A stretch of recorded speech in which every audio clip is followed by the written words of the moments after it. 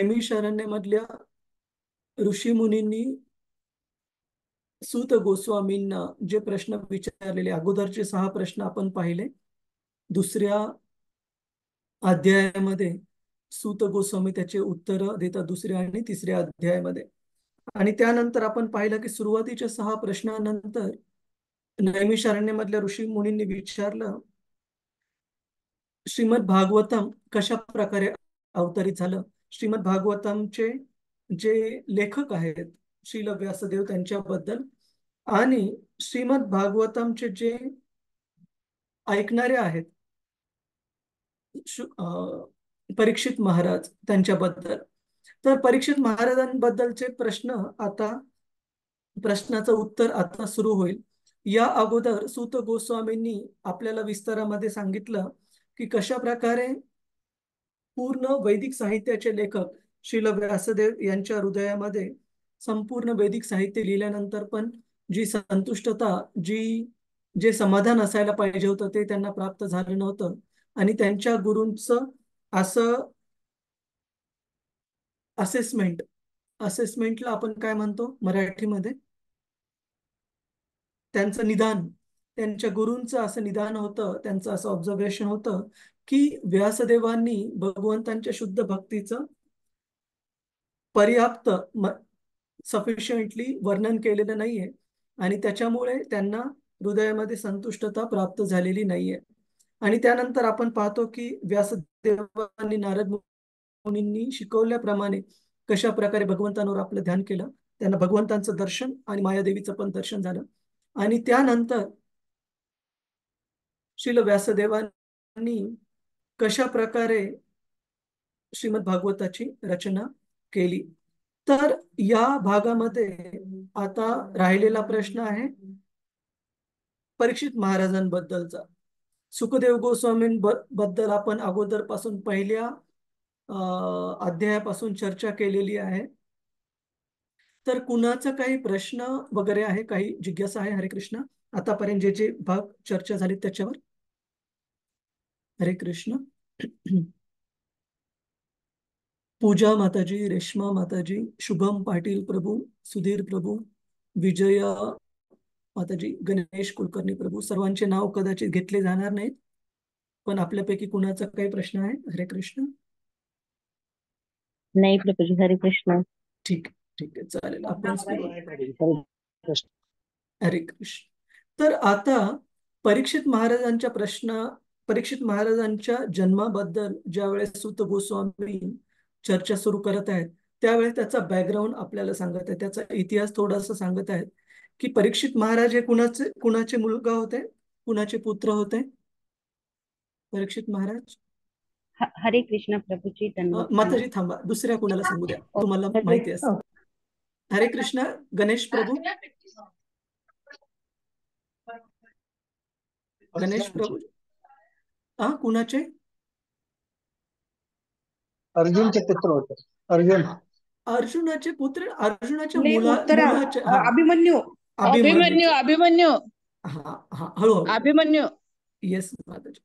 अर्जुनाच्या मुलाचे पुत्र, अभिमन्यूचे पुत्र. अभिमन्यू आणि उत्तरा. बरोबर आहे. आणि उत्तरा, अभिमन्यू हा कुणाचा मुलगा होता? अर्जुन. अर्जुनाचा. आणि आई? द्रौपदी. सुभद्रा. हा, नाही काही हरकत नाही. आणि अर्जुनाला किती पत्नी होत्या? बहुतेक 4 होत्या प्रभूजी. 4 होत्या. मी ऐकल्याप्रमाणे मला एकदा रिकन्फर्म करू दे, पण माझ्या मते 3 होते बघ. ठीक आहे, पण एकदा डबल रिकन्फर्म करेल. तर एनिवे मुद्दा आहे की अर्जुनाचा पुत्र आणि अर्जुन आणि सुभद्रा यांचा पुत्र अभिमन्यू हा युद्धाच्या 18 दिवसांपैकी 9व्या दिवशी युद्धामध्ये मृत्यू झालायचा. आणि अभिमन्यूचा मृत्यू झाल्यानंतर पांडवांचे जे राहिलेले 5 मुलं जे होते ते त्यांचे वंशज होते.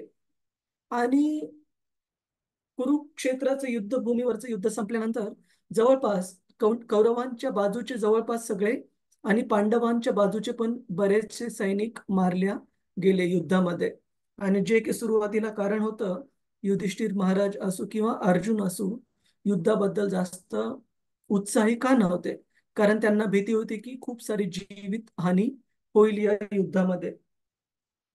तर पांडवांच्या बाजूचे पण पांडव जर सोडले तर जवळपास सगळे सैन्य हे वीरमरण त्यांना प्राप्त झालं.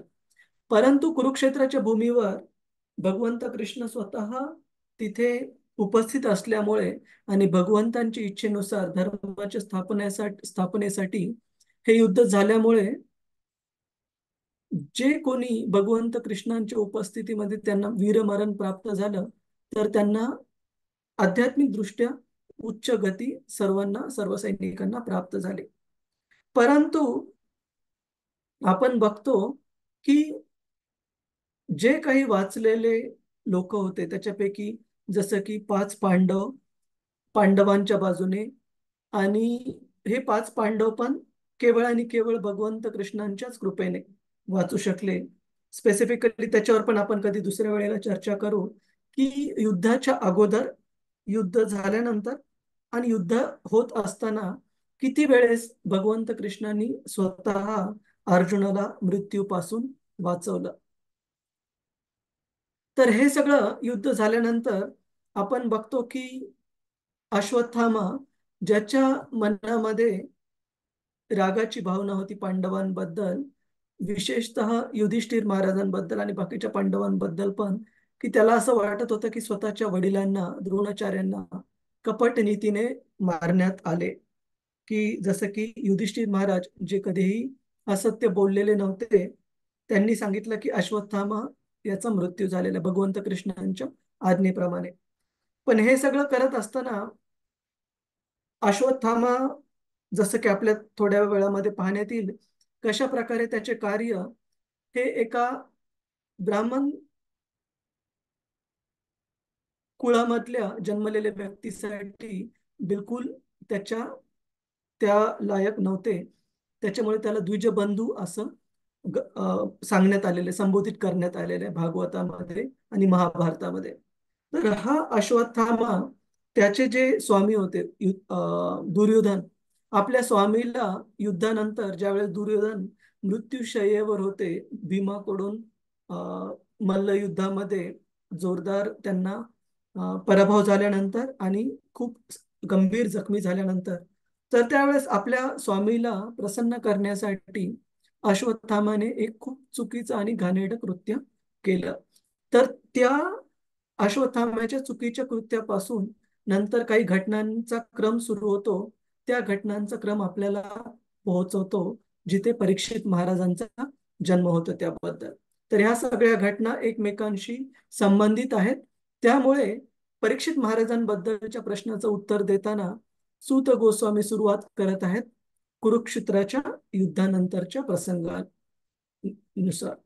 तर कृपया तुम्ही कन्फ्युज होऊ नका की आतापर्यंत आपण व्यासदेवांबद्दल वाचत होतो. व्यासदेवानंतर शुकदेव गोस्वामींबद्दल आपण मागचे काही श्लोक पाहिले की कशा प्रकारे ते पूर्णतः आत्मसंतुष्ट, आत्माराम स्तरावरचे भक्त होते आणि मुक्तात्मा होते आपल्या जन्मापासून.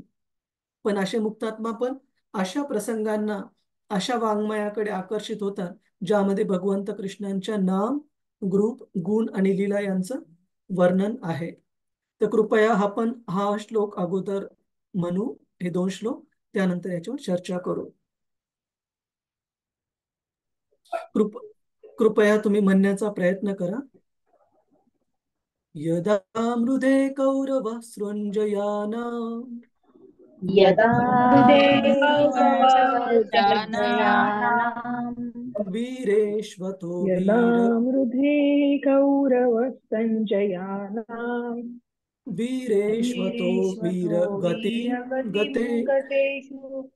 हरे कृष्ण. मी म्हणतो माताजी, तुम्ही हे करा फॉलो. वीरेष्वतो वीरगतिं गतेषु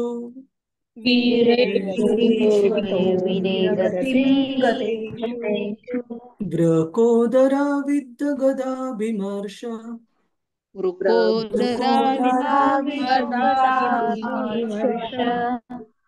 भग्नोरुदण्डे धृतराष्ट्रपुत्रे भग्नो धृतराष्ट्रस्य पुत्रे भर्तुप्रियं द्रौनिरिति स्म पश्यन् भर्तृप्रियं कृष्ण पश्यन् कृष्णसुतानां स्वपतां शिरांसि कृष्णासुतानां स्वपतां शिरांसि उपाहिर उपाहर विप्रियमेव तस्य उपाहरद्विप्रियमेव तस्य जुगुप्सितं कर्म विगर्हयन्ति जुगुप्सितं कर्म विगर्हयन्ति.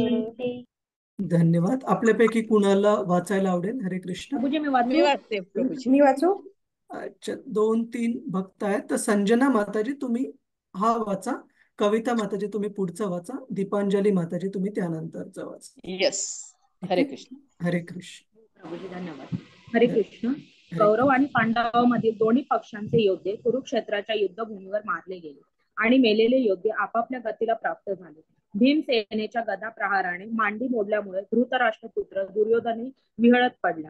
तेव्हा द्रोणाचार्याच्या पुत्राने अश्वत्थाम्याने द्रौपदीच्या झोपलेल्या 5 मुलांची शिरे कापून आपल्या स्वामीला अर्थात दुर्योधनाला हे आवडेल असा मूर्खपणाचा विचार करून त्याला ती भेट देखील नेऊन दिली. परंतु या घृणास्पद कृत्याचा दुर्योधनाने धिक्कार केला.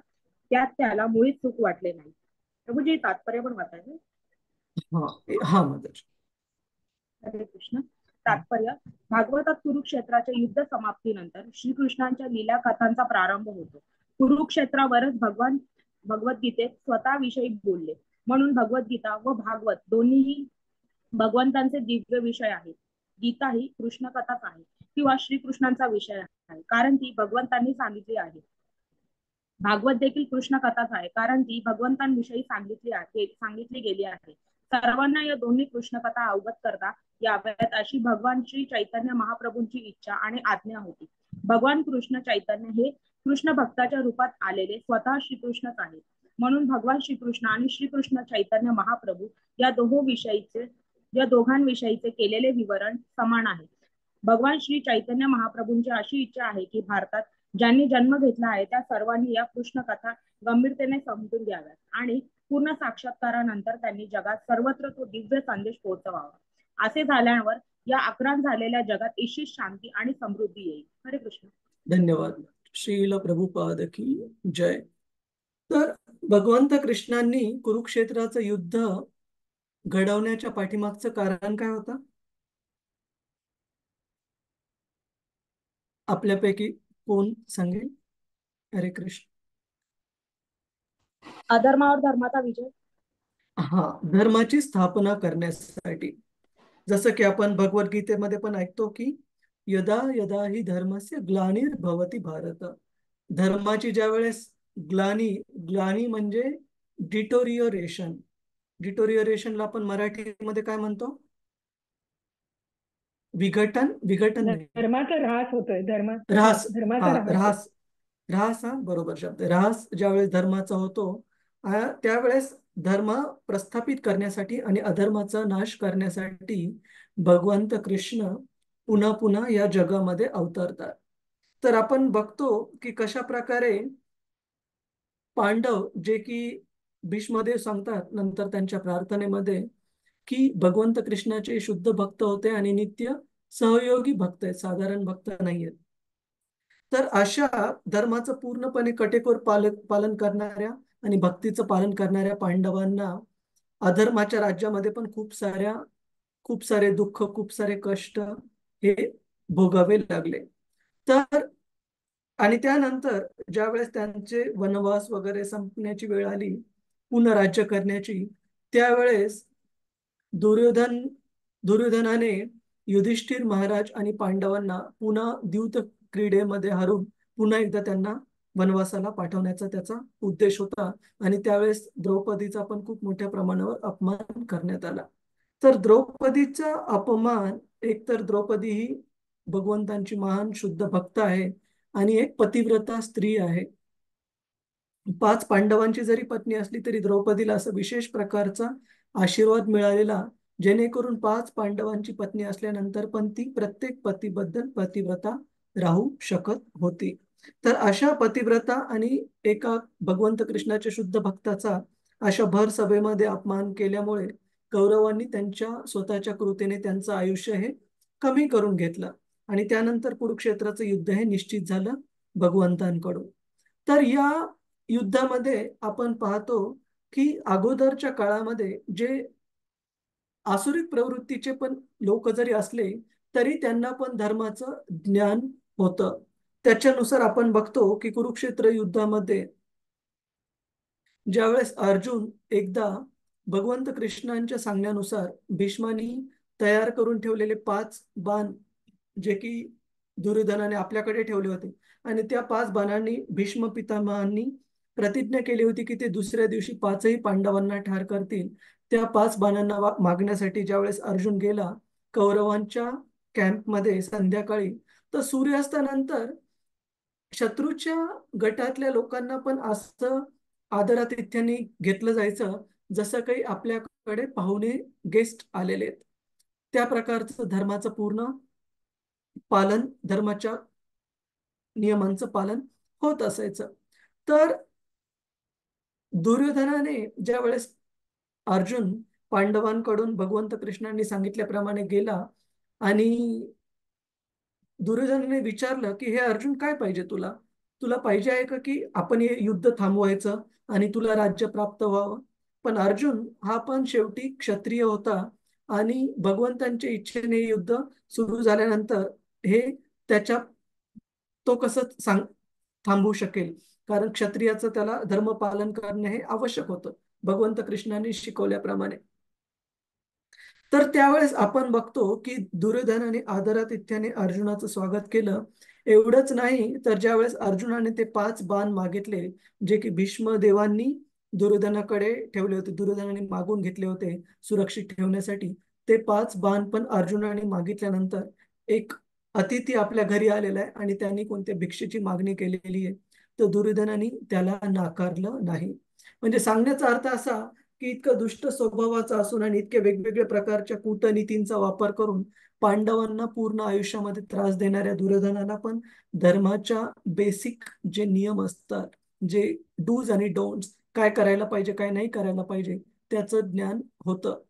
परंतु हा कौरवांच्या बाजूचा व्यक्ती अश्वत्थामा, ज्याला की भागवतामध्ये पुढे द्विजबंधू म्हटलेलं आहे. द्विजबंधू म्हणजे असा व्यक्ती जो ब्राह्मणांच्या रिलेटेड आहे, त्यांच्या नात्यात आहे, पण त्याला ब्राह्मण असं संबोधलेलं नाहीये. कारण त्याच्या कृती ज्या होत्या त्या भगवंत भगवद्गीतेत ज्याप्रमाणे वर्णन करतात 4 चतुष्वर्णांचं, त्याच्यामध्ये सांगतात की गुण आणि कर्म, गुण कर्म चातुर्वर्ण्यं मया सृष्टम गुण कर्म विभागशः.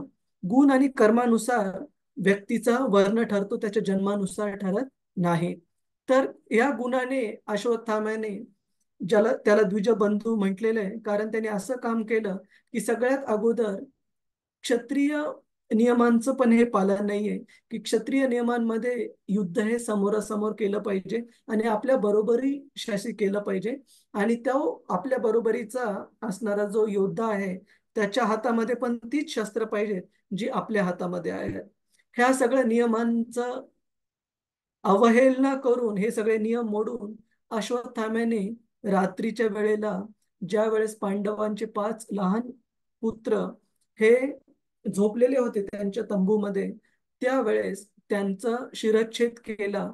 आणि कशासाठी केला, कारण पांडवांचे राहिलेले शेवटचे वंशज होते आणि अश्वत्थाम्याला आपल्या स्वामींना म्हणजे दुर्योधनाला हे त्याच्या मृत्यूच्या शेवटी एक आनंदाची बातमी द्यायची होती.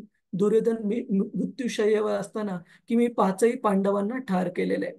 तर अशा प्रकारचा खूप घृणास्पद विचार करून अश्वत्थाम्याने सर्व नियमांना बाजूला ठेवून क्षत्रियांच्या पण ह्या 5 मुलांना ठार केला आणि हे 5 मुलांचे डोके घेऊन दुर्योधनाजवळ गेला. आणि दुर्योधन त्यावेळेस इतका जास्त वेदनेमध्ये होता, इथे सांगितलं विवळत असताना, मांडी मोडल्यामुळे धृतराष्ट्र पुत्र दुर्योधनही विवळत पडला होता.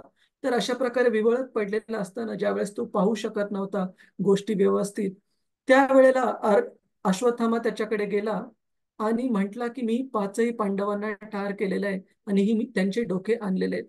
पण दुर्योधनाने ज्यावेळेस त्या डोक्यांना स्पर्श केला आपल्या हातांनी, त्याला कळून चुकलं की हे डोके पांडवाचे नाही आहेत आणि पांडव पुत्रांचे डोके आहेत.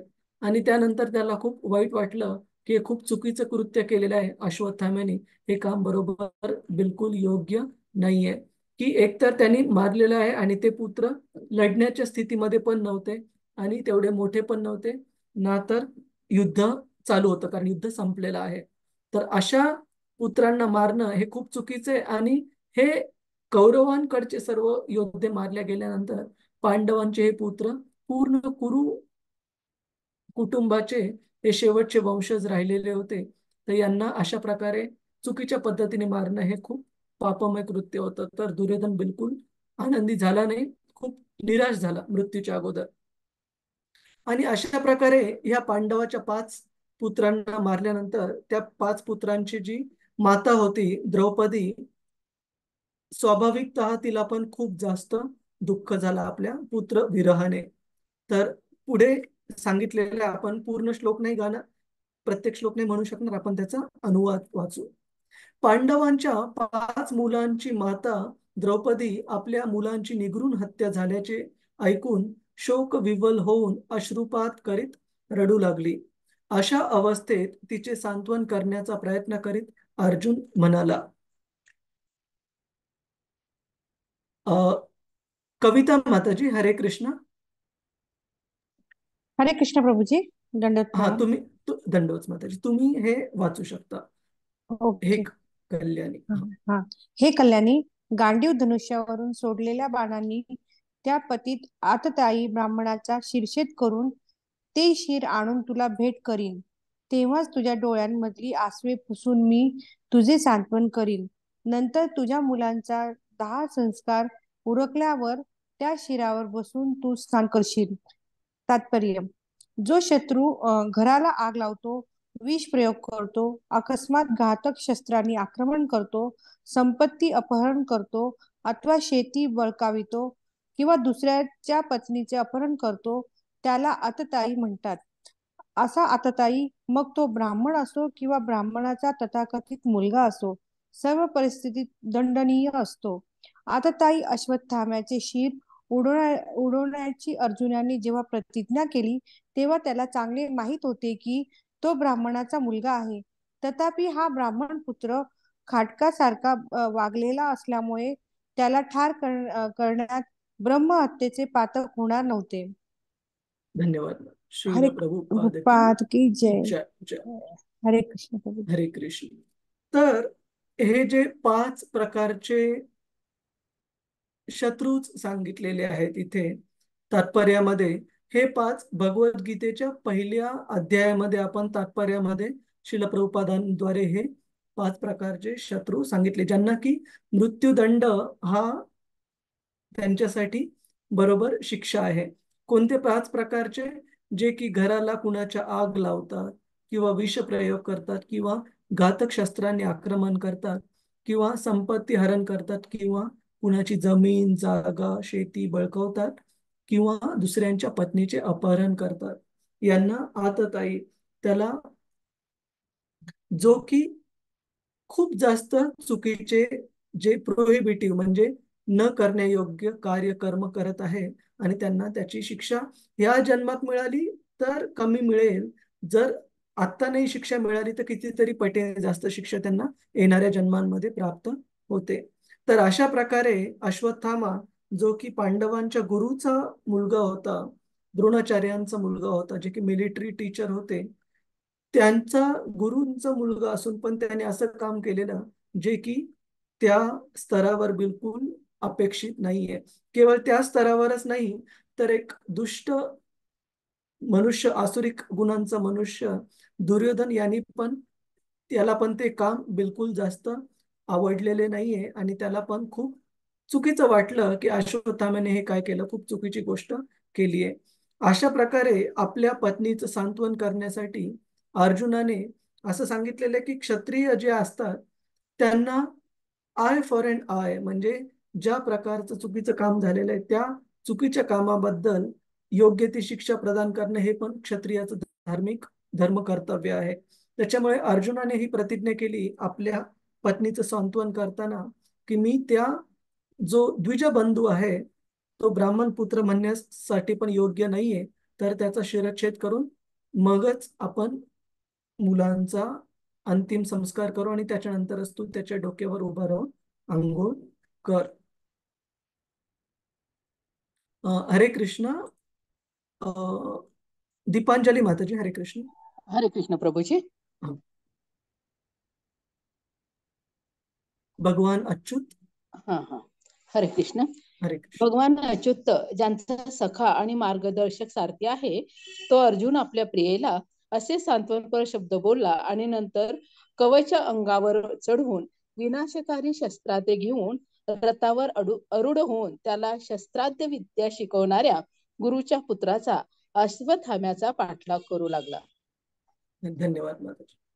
तर श्रीमद भागवतांचा हा जो पोर्शन आहे तो इतका छान आहे अश्वत्थाम्याचा की त्याच्यातून वेगवेगळे जे व्यक्तिमत्व आहेत या घटनेमध्ये इन्व्हॉल्व असलेले, जसं की द्रौपदी आहे, अश्वत्थामा आहे, अर्जुन आहे, भीमसेन आहे, भगवंत श्रीकृष्ण आहे, यांच्या प्रत्येकाच्या कृत्यांमधून, त्यांच्या प्रत्येकाच्या उपदेशांमधून आपल्याला भक्तीबद्दलचे खूप महत्वाचे तत्व कळतात. म्हणूनच श्रीमद भागवतामध्ये प्रत्येक घटना जी विस्तारित रूपात प्रस्तुत केलेली आहे त्यामध्ये आपल्याला भक्तीसाठी काही ऍप्लिकेशन्स, भक्तीसाठी काही विशेष मूल्य आपल्याला कळतात, ज्याच्यामध्ये आपण प्रगती भक्तीमध्ये करू शकतो, ज्याचा उपयोग करून. तर इथे आपण येणाऱ्या काही श्लोकांमध्ये पाहू की कशा प्रकारे द्रौपदी ही भगवंतांच्या भक्तीमध्ये कशा प्रकारे सर्वश्रेष्ठ स्तरावर होते, अर्जुन भगवंतांच्या भक्तीमध्ये कशा प्रकारे सर्वश्रेष्ठ स्तरावर होता, जेणेकरून त्याला वेगवेगळ्या प्रकारचे निर्देश मिळून पण त्यांनी असे कार्य केले अश्वत्थाम्याला शिक्षा देताना की ज्यानुसार दोन्ही बाजूंना न्याय झाल्यासारखे वाटले आणि अश्वत्थाम्याला पण शिक्षा झाली पण त्याचा जीव पण गेला नाही, ज्या प्रकारे द्रौपदीची इच्छा होती की आपल्या गुरुच्या पुत्राला मारू नये. तर आपण बघू आता इथे या श्लोकामध्ये अर्जुन हे वेगवेगळे प्रकारचे विनाशकारी शस्त्र घेऊन अश्वत्थाम्याला पकडण्यासाठी, त्याचा पाठलाग करण्यासाठी रथावर आरूढ होत आहे. आणि आता पुन्हा एकदा भगवंत कृष्णाने केवळ कुरुक्षेत्राच्या युद्धभूमीवरच नाही तर त्यानंतर पण इथे अर्जुनाची पार्थ सारथी म्हणून इथे त्यांच्या अर्जुनाच्या सारथ्याची भूमिका इथे भगवंत कृष्ण निभावत आहेत. तर हा श्लोक 18वा श्लोक आपण इथे वाचू. कृपया तुम्ही म्हणण्याचा प्रयत्न करा. तमापतंतं सविलक्ष दूरा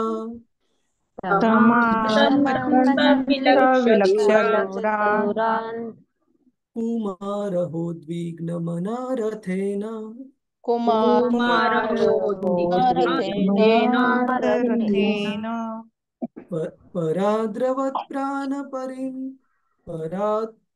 पराद्रवत् प्राणपरिप्सुरुर्व्या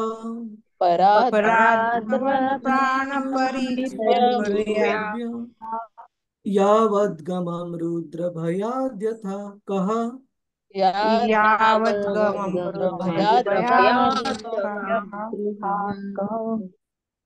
हरे कृष्ण. विजया माताजी, हरे कृष्ण. आपल्याला वाचायला आवडेल. हरे कृष्ण प्रभूजी. वाचले. हरे कृष्ण प्रभूजी. आपल्याला भिडण्यासाठी दूर अंतरावरून येणाऱ्या अर्जुनाला पाहून राजकुमारांचा मारेकरी अश्वत्थामा मनात कस खाऊन प्राण वाचविण्यासाठी ज्याप्रमाणे शिवांच्या भयाने सूर्य पळाला होता त्याप्रमाणे मोठ्या त्वरेने रथातून पळाला. हरे कृष्ण प्रभूजी.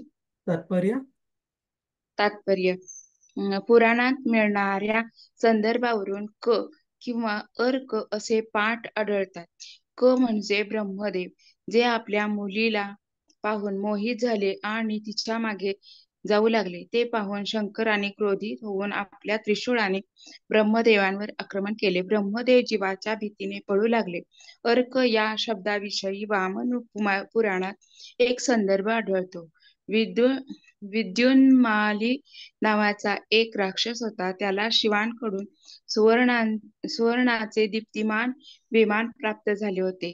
ते विमान सूर्याच्या पाठोपाठ जात असे आणि त्या विमानाच्या प्रखर प्रकाशाने रात्रच होत नसे. या गोष्टीमुळे सूर्यदेव क्रोधित झाला आणि त्याने आपल्या प्रखर किरणांनी विमान वितळवून टाकले. या घटनेमुळे शंकर क्रोधित झाले. त्यांनी सूर्यदेवावर आक्रमण केले.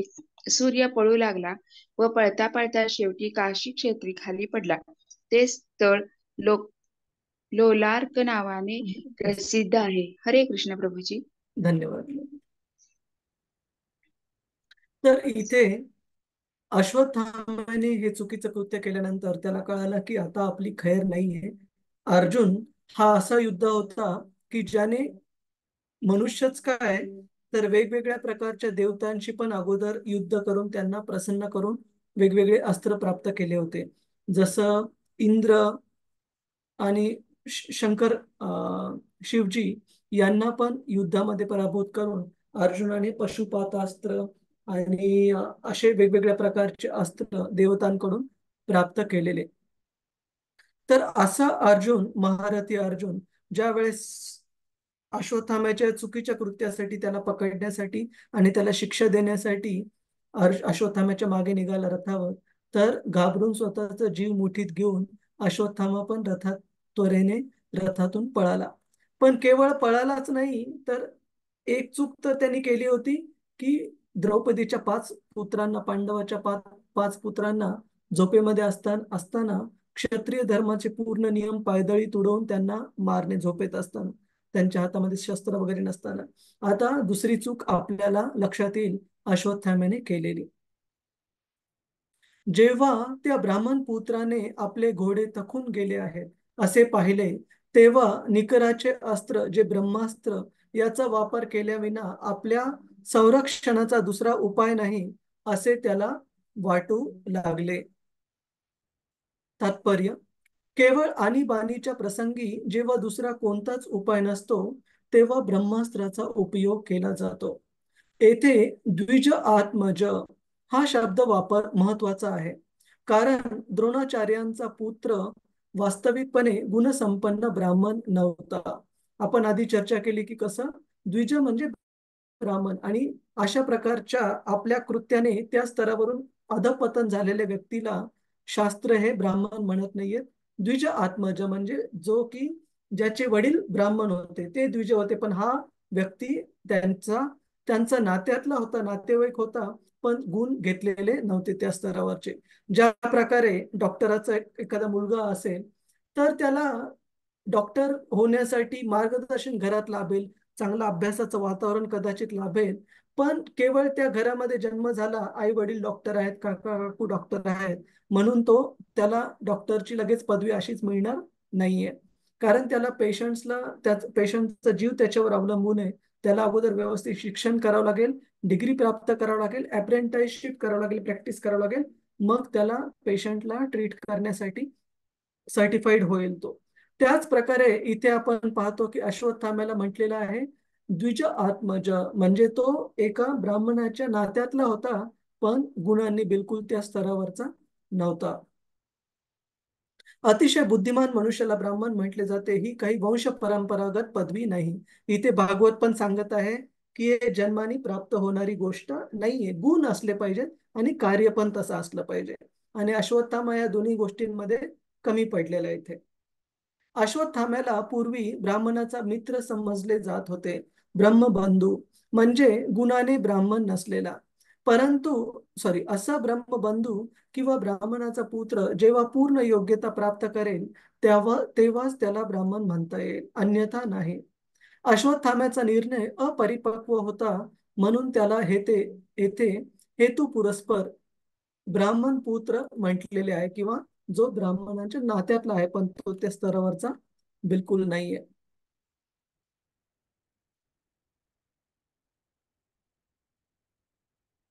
गणेश कुलकर्णी प्रभूजी, हरे कृष्ण. तुम्हाला वाचायचं आहे प्रभूजी? वाचतो प्रभू. हा.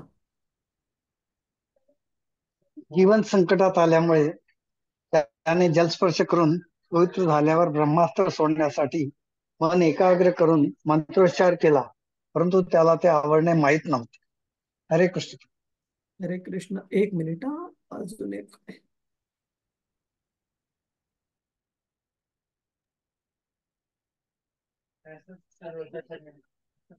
हरे कृष्ण. एक मिनिट, दोन्हीकडे थोडं थोडं मी तात्पर्य वाचतो प्रभूजी. ठीक आहे, तात्पर्य दोन्ही ठिकाणी थोडस स्प्लिट झालेलं आहे. हरे कुरुक्षेत्र. कृष्ण प्रभू वाचू. हा हा, ठीक आहे माताजी. हरे कृष्ण. तात्पर्य श्रीला प्रभुपाद यांच्याद्वारे श्रीला प्रभुपाद यांची जय. जय.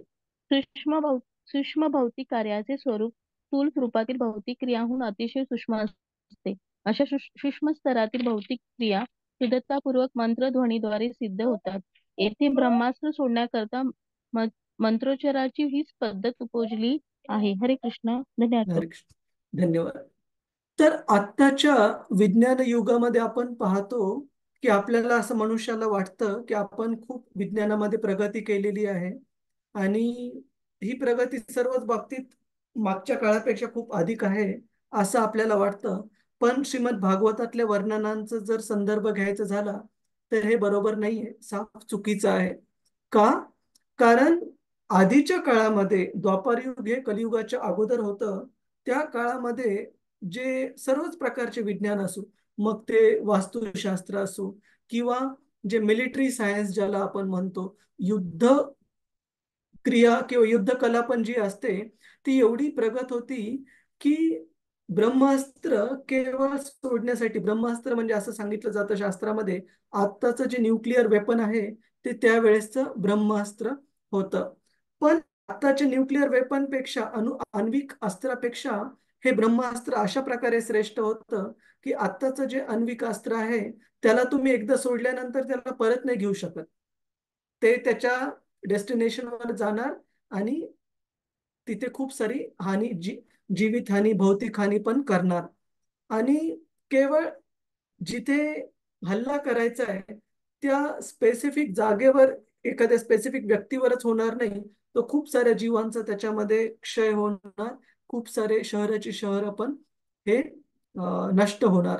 अशा प्रकारे आपण अण्वस्त्र आजच्या जीवनामध्ये, आजच्या जगामध्ये पाहतो. परंतु आधीच्या काळामधील ही अण्वस्त्र, जिथे ब्रह्मास्त्र म्हणून सांगितलेले आहे त्यांना, ते इतके सूक्ष्म होते की त्यांना फेकण्यासाठी, त्या ब्रह्मास्त्रांना शत्रूवर फेकण्यासाठी केवळ मंत्र प्रक्रिया ही पुरेसी होती, जे की इतकं सूक्ष्म रूपातलं ते ब्रह्मास्त्र होतं.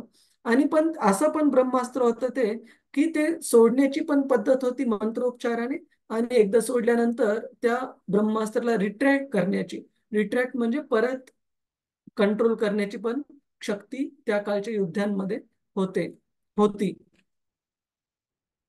तेव्हा सर्व दिशात प्रचंड तेज पसरले. अश्वत्थाम्याने ब्रह्मास्त्र सोडल्यानंतर, कुणावर सोडला ब्रह्मास्त्र अश्वत्थाम्याने? प्रभूजी पहिला अर्जुनावर सोडलेलं, हा त्याच्यानंतर उत्तरेच्या गर्भे. हा, आता आपण अजून पहिल्याच ब्रह्मास्त्रामध्ये आहोत, जे की त्यांनी सोडलेलं आहे अर्जुनावर. तर ही दुसरी चूक आहे की एकतर त्यांनी चूक केलेली आहे पहिली, त्या चुकीनंतर तो स्वतःच्या चुकीच्या कृत्याची जिम्मेदारी घेण्याच्या ऐवजी तिथून पळत आहे, आणि पळाल्यानंतर स्वतःचा जीव वाचवण्यासाठी परत दुसरी चूक केलेली आहे, अर्जुनाच्या वर ब्रह्मास्त्र सोडलेलं आहे. तेव्हा सर्व दिशात प्रचंड तेज पसरले, ते अतिशय तीव्र होते. त्यामुळे अर्जुनाला प्राणसंकट उपस्थित झाले आहे असे वाटले आणि तो भगवंतांना म्हणाला. तर आपण ही गोष्ट एका आसुरिक प्रवृत्तीच्या व्यक्तीमध्ये आणि भगवंतांच्या भक्तामध्ये नेहमी फरक पाहू शकतो की भगवंतांचे जे भक्त असतात, कठीण परिस्थितीमध्ये कशा प्रकारे ते स्वतःच्या क्षमतेने प्रयत्न तर करतील, पण सर्वतः भगवंतांवर ते अवलंबित असतात. आपल्या जीवनासाठी म्हणा किंवा आपली जी कोणती गती प्राप्त होणार आहे, पूर्णतः ते भगवंतांवर अवलंबून असतात. जशा प्रकारे आपण श्रील भक्तिविनोद ठाकूर यांचं एक सुंदर गाणं आहे, वैष्णव गीत, मानस देहो गेहो जो किचू मोर अरपिलू तुआ पदे नंद किशोर. यामध्ये भक्तिविनोद ठाकूर सांगतात की हे भगवंत कृष्ण, हे प्रभू, मानस देहो घेऊ, मी माझं मन, माझा देह, माझं घर, माझं कुटुंब, हे सर्वस्व माझं आपल्या सेवेमध्ये अर्पण करत आहे. आणि अरपिलू तुआ पदे नंद किशोर, हे नंद किशोर कृष्ण, मी हे सर्व आपल्या चरणी अर्पण करत आहे. आणि त्याच वैष्णव गीतामध्ये पुढे ते लिहितात की मारोबी राखोबी जो इच्छा तोमार. हे प्रभू, जर मला मृत्यू मिळू द्यायचा असेल किंवा मला वाचवायचं पण असेल, जी कोणती इच्छा आहे त्याप्रमाणे मी आपल्या एक शरणागत भक्त आहे. आपल्या इच्छेप्रमाणे तुम्ही कृपया जसं तुम्हाला आवडेल तसं तुम्ही माझ्यासोबत व्यवहार करू शकता. असं नाही की मी आपला भक्त आहे म्हणून आपण मला वाचवायलाच पाहिजे, पण आपली जर इच्छा असेल तर आपण मला वाचवू शकता, पण कृपया मला आपल्या नेहमी सेवेमध्ये असू द्या, भक्तीमध्ये असू द्या. त्याच प्रकारे एक भगवंतांचे शुद्ध भक्त आणि नित्य सहयोगी असल्यामुळे अर्जुन इथे भगवंत कृष्णांना येणाऱ्या 4 श्लोकांमध्ये प्रार्थना अर्पण करत आहेत की हे प्रभू, कारण हे ब्रह्मास्त्र एकदा अश्वत्थामाकडून सुटल्यानंतर सर्व प्रकारच्या 10 दिशांमध्ये आणि आकाशामध्ये भयंकर प्रचंड तेज पसरले. आणि ते तेज पाहून अर्जुनाला कळालं, भगवंत कृष्णांना पण कळालं की अश्वत्थाम्याने ब्रह्मास्त्र सोडलेलं आहे. तर ह्या अर्जुनाच्या प्रार्थना आहेत. तर आपण हे 4ही श्लोक इथे म्हणूया. कृपया तुम्ही म्हणण्याचा प्रयत्न करा.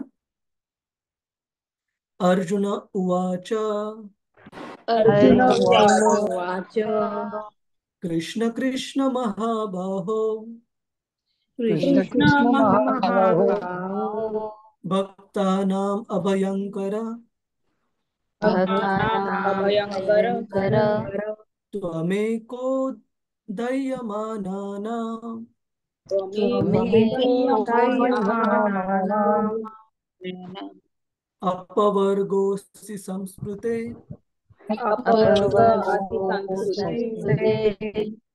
अर्जुन म्हणाला, हे भगवान श्रीकृष्ण, तुम्ही सर्व शक्तिमान परमेश्वर आहात. तुमच्या भिन्न भिन्न शक्तींना अंत नाही. तुम्हीच एक आपल्या भक्तांच्या हृदयात अभयाची भावना स्थिर ठेवण्यास समर्थ आहात.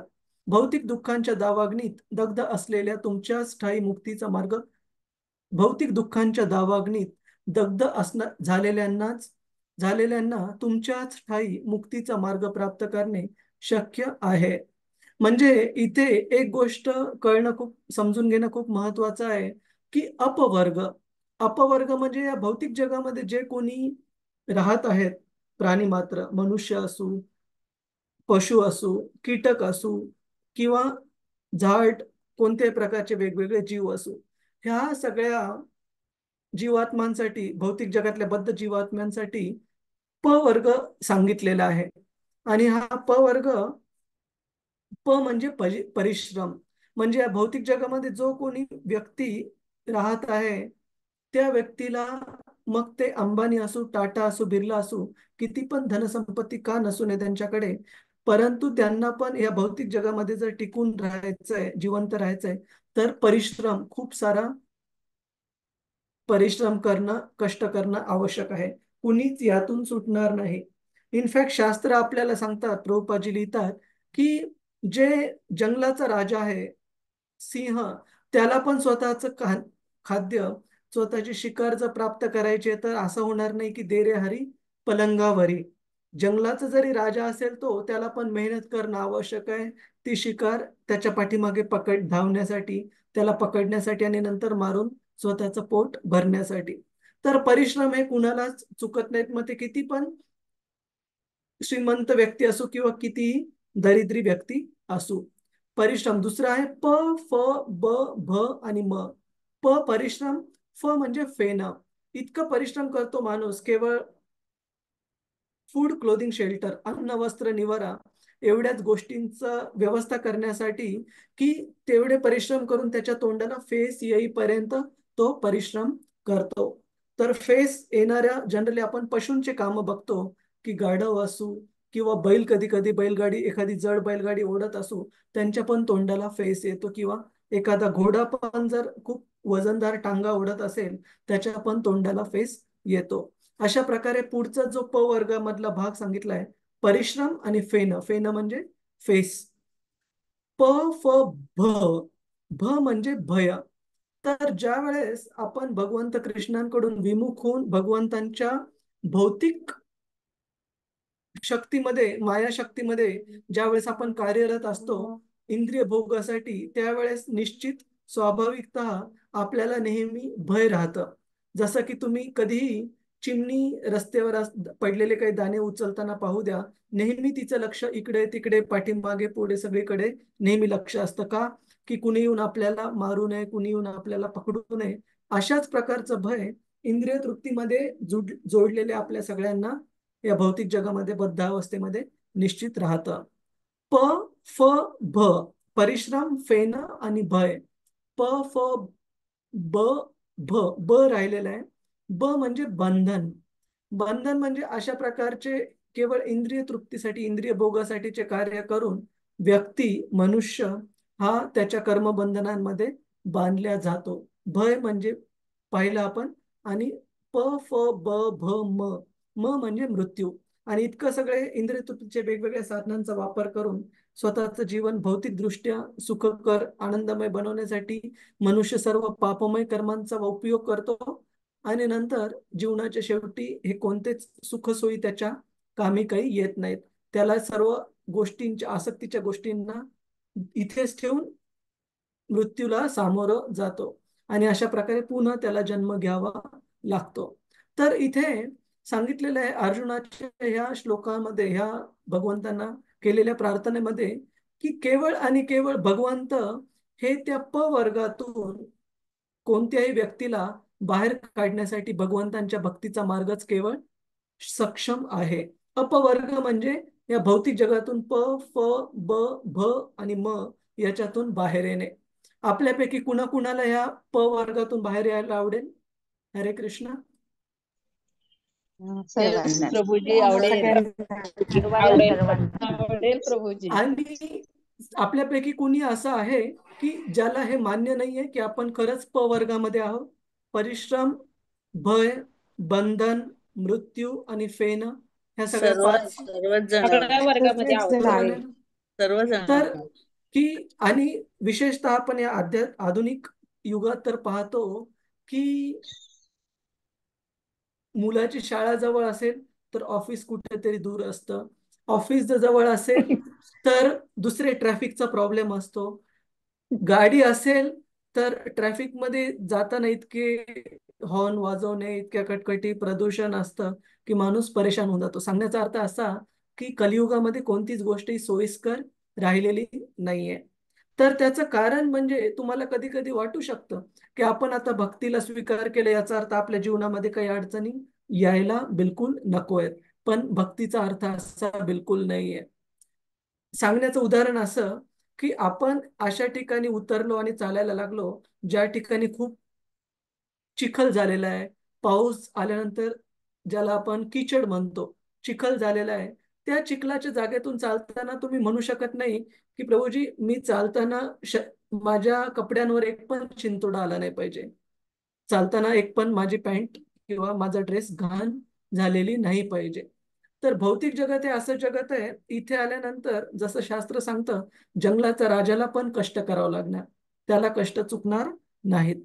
आणि कष्ट करताना हे प प वर्ग जो आहे, परिश्रम, फेन, बंधन, भय आणि मृत्यू, ह्या पाच गोष्टी चुकणार नाहीयेत.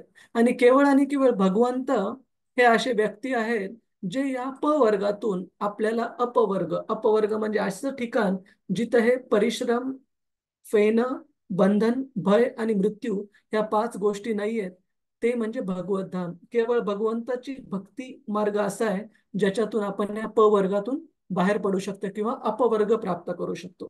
अपवर्ग प्राप्त करणं म्हणजे भौतिक जगातून आध्यात्मिक जगात जाणे, प्राप्त करणे.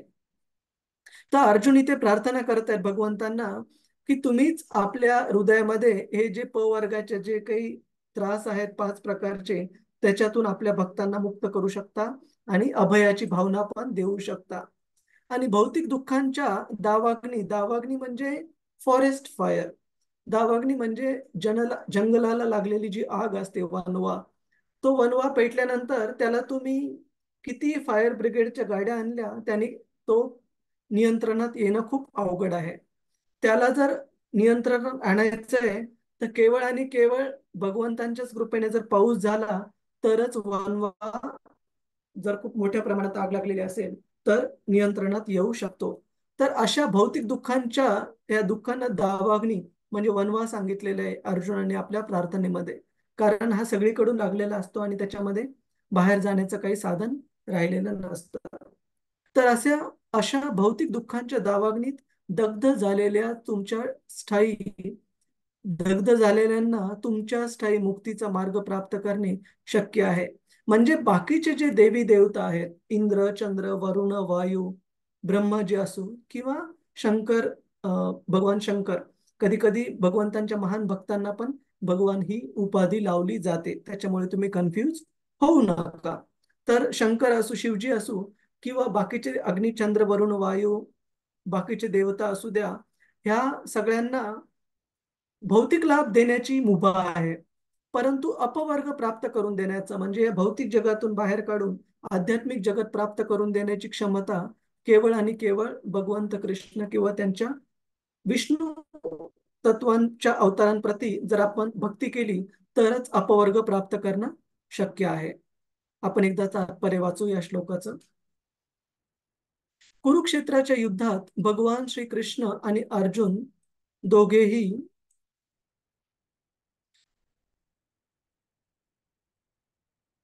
दोघेही एकत्र होते आणि अशा प्रकारे भगवान श्री कृष्णांच्या दिव्य गुणांविषयी अर्जुनाला जाणीव होती. म्हणून अर्जुनाचे म्हणणे अधिकार पूर्ण आहे.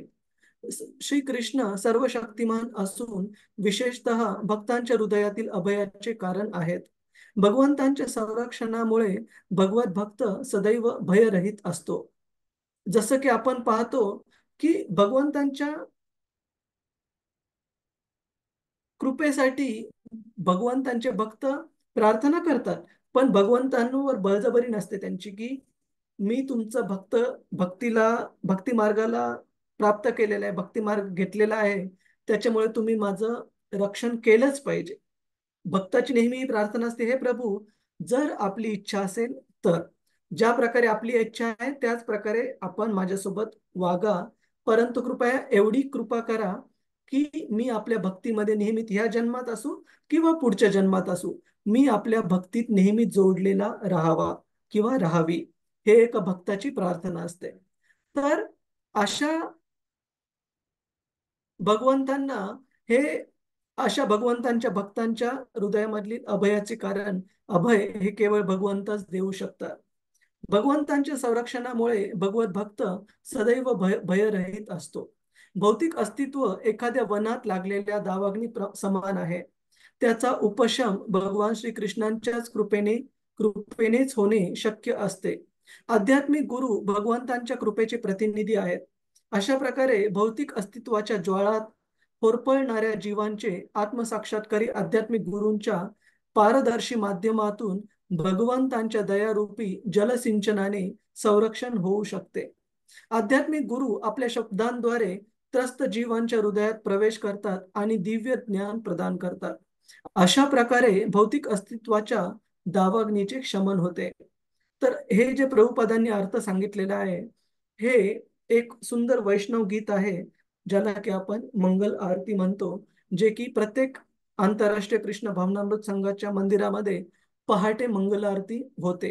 तर खूप सुंदर श्लोक आहेत त्याच्यामध्ये आणि खूप सुंदर त्याचा अर्थ पण आहे, भावार्थ आहे. तर ते श्लोक असे आहेत, प्रार्थना अशी आहे, आपल्या गुरूंच्या प्रती प्रार्थना केलेली आहे. संसार दावा नललीडा लोका त्राणाय कारुण्य घना घनत्वं प्राप्तस्य कल्याण गुणार्णवस्य वंदे गुरो श्रीचरणारविंदम. संसार दावानल, दावानल म्हणजे दावाग्नी म्हणजे वनवा लागलेला आहे. तर या भौतिक जगातला संसार म्हणजे भौतिक जगत, या भौतिक जगातलं जीवन म्हणजे असं सांगितलेलं आहे की एका दावाग्नी प्रमाणे आहे, वनवा लागल्याप्रमाणे आहे. त्राणाय कारुण्य घना घनत्वम. परंतु अशा ह्या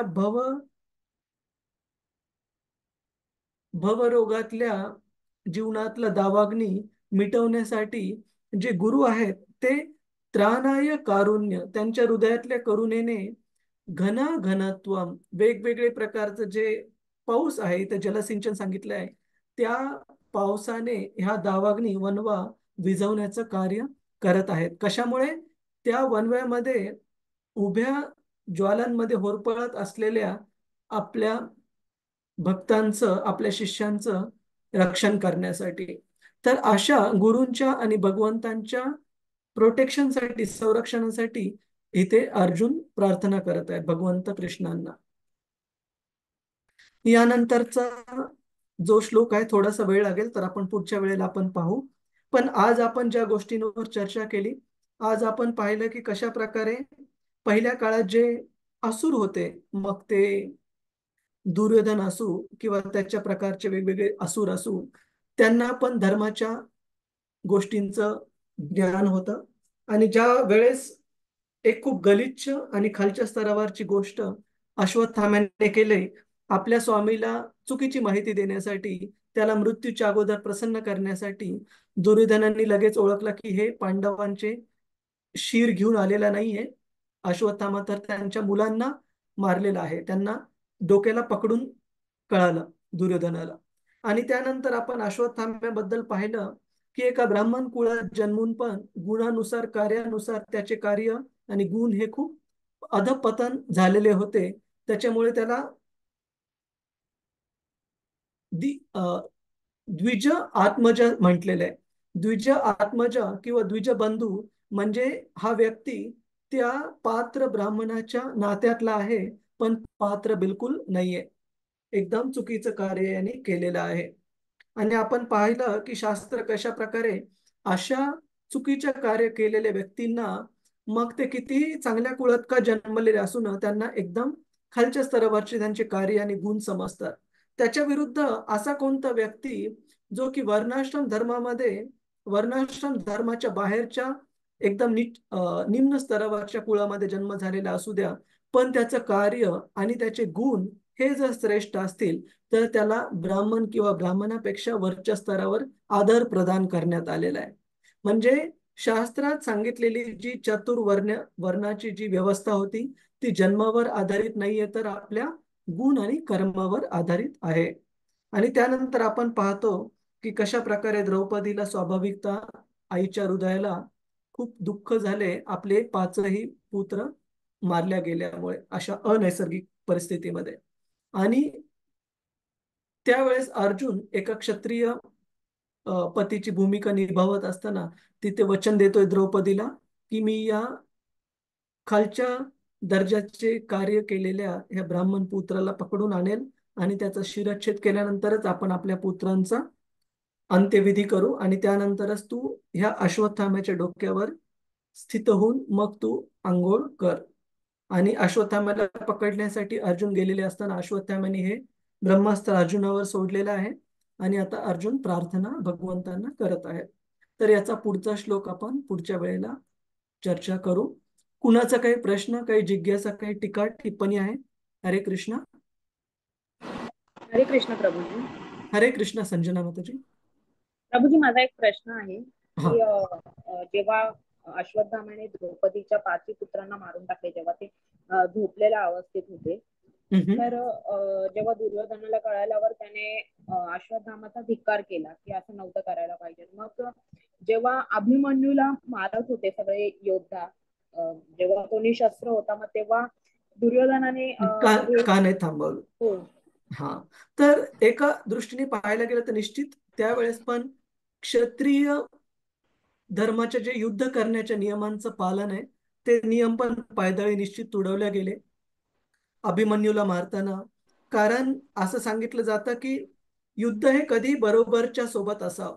म्हणजे उदाहरणार्थ एक जर महारथी लढत असेल तर त्याच्या विरुद्ध एकच महारथी लढायला पाहिजे.